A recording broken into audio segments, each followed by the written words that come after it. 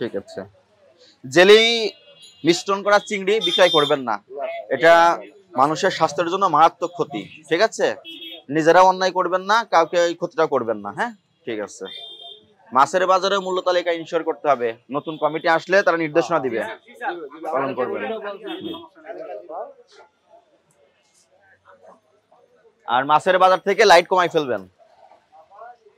কাগজ দেওয়া এই যে এটা কেন, এটা কেন আপনার চেহারায় চেঞ্জ হয়ে যাচ্ছে, তার মানে মাছের চেহারা তো চেঞ্জ হয়।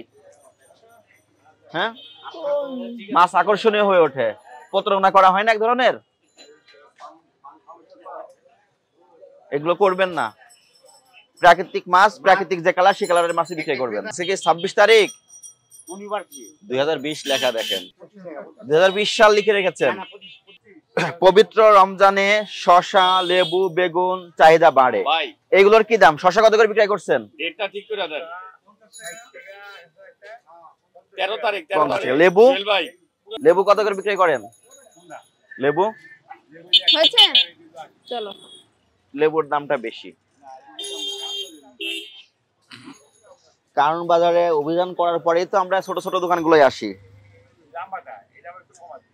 এটা 100 টাকা না,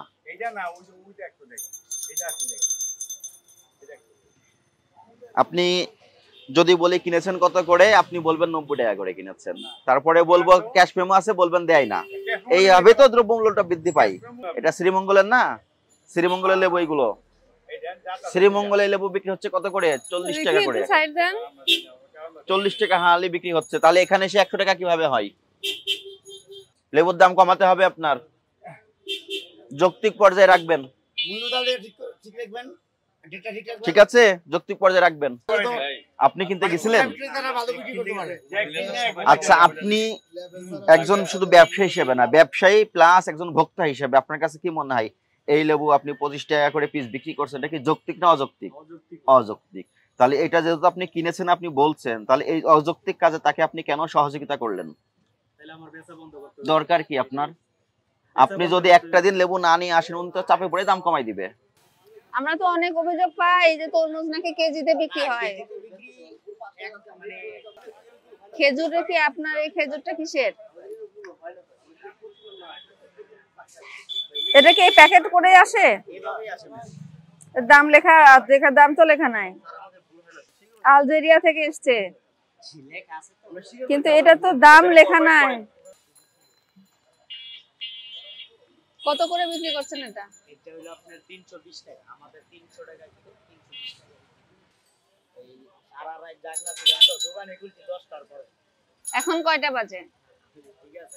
আপনি দোকানে সবকিছু সাজাতে পেরেছেন আর মূল্য তালিকার আর ডেট আপডেট করতে পারেননি, প্লাস আপনার তরমুজের দামও লেখা নেই মূল্য তালিকায়। তরমুজের রেটটা আসলে মানে ওরকম ভাবে দেওয়া নাকি ওই ছোট বড় দিলেন আছে তো এখানে। আচ্ছা, সেটা আমি বুঝলাম, আপনি ছোট তরমুজ থেকে এত টাকা থেকে এত টাকা। সবচেয়ে বড় কথা হচ্ছে আমরা কিন্তু অনেক অভিযোগ পাই কেজিতে বিক্রি করেন। আপনার মূল্য তালিকায় যদি পিস আকারে লেখা থাকতো, তখন আমরা নিশ্চিত হতে পারতাম যে আপনি পিস আকারে বিক্রি করেন। এখন থেকে তাইলে আর ভুল হবে না। মূল্য তালিকাতেই যেহেতু নেই, আপনি পিসে না কেজিতে বিক্রি করেন নিশ্চিত হওয়া যাচ্ছে না। আপনার ওখানে মূল্য তালিকায় পিস আকারে লিখে রাখবেন, যাতে নিশ্চিত হওয়া যায় আপনি পিসে বিক্রি করেন। 1000 টাকা আপনার জরিমানা করা হয়েছে, আপনি মূল্য তালিকা হালনাগাদ করেননি, তরমুজের মূল্য তালিকাতেও দেননি। খোলা পণ্য কি কি আছে আপনার এখানে? রশিদ মিনিকেট কত করে? 80। রশিদ মিনিকেট 78 লিখে রেখেছেন, বেশি বিক্রি করছেন কেন 2 টাকা? রশিদ 76 লিখে রেখেছেন, 78 বিক্রি করছেন। সয়াবিন তেল কোথায়? কিন্তু ইনারা যেটা করে তেলটা এই যে লুকিয়ে রাখে, এবং কাস্টমার নিতে আসলেই বলবেন তেল আছে এবং বডিতে মূল্য দেওয়া আছে, এই মূল্যে বিক্রি করবেন। এটা সরিষার তেল ফ্রেশ, এটা সরিষার তেল, এটাও সরিষার তেল। বললেন যে এই বক্সে যা আছে সব ড্যামেজ, এখন দেখলাম এটা ভালো, এটা মেয়াদ হচ্ছে 24 সালে। স্যার এটা লাগানোর জায়গা নাই তো, এই কারণে সত্য কথা যেটা স্যার বলতেছি এটাই। জায়গাটা কোনো অজুহাত হতে পারে না। আপনার যখন মেয়াদ উত্তীর্ণ হবে, আপনি একটা ঘোষণা দিয়ে সেখানে রাখবেন, যেখানে শুধু মেয়াদ উত্তীর্ণ, সেখানে কোনো ভালো জিনিস রাখতে পারবেন না, বাইরে বের করেন এগুলো। আমি এখানে ভালো মালের সংখ্যাই তো বেশি, জায়গা নাই তো আপনি আলাদা করে রাখতেন, আর একটা কার্টুন নিয়ে এখানে রাখতেন, এখানে উপরে রাখতে পারতেন। মেয়াদ উত্তীর্ণ পণ্য বিক্রয়ের উদ্দেশ্যে সংরক্ষণ করা, বিক্রয়ের প্রস্তাব করা বা বিক্রয়ের জন্য প্রদর্শন করা ভোক্তা অধিকার সংরক্ষণ আইনের 51 ধারায় অপরাধ। এই ধারায় 1 বছরের জেল আছে, জরিমানা আছে 50,000 টাকা। 1.5 বছর আগে 1.5 বছর ধরে আপনার ভিতরে এই সচেতনতা বোধ আপনি কেন আসলো 1.5 না? বছর ধরে আপনি এই প্রোডাক্ট ফেরত দিতে পারেননি, তো আপনি এই প্রোডাক্ট কেন দোকানে রেখেছেন? কারকের তথ্য থাকতে হবে। আপনার প্রতিষ্ঠানে মেয়াদ উত্তীর্ণ পণ্য পাওয়া গেছে, এটা ভোক্তাধিকার সংরক্ষণ আইনের 51 ধারার অপরাধ, আপনি অপরাধে দোষ স্বীকার করেন, আপনাকে 3000 টাকা ফাইন করা হলো এই অপরাধে। ভবিষ্যতে এগুলো থেকে সতর্ক থাকবেন, আজকে এই মালগুলো ডিসপোজাল করে ফেলবেন।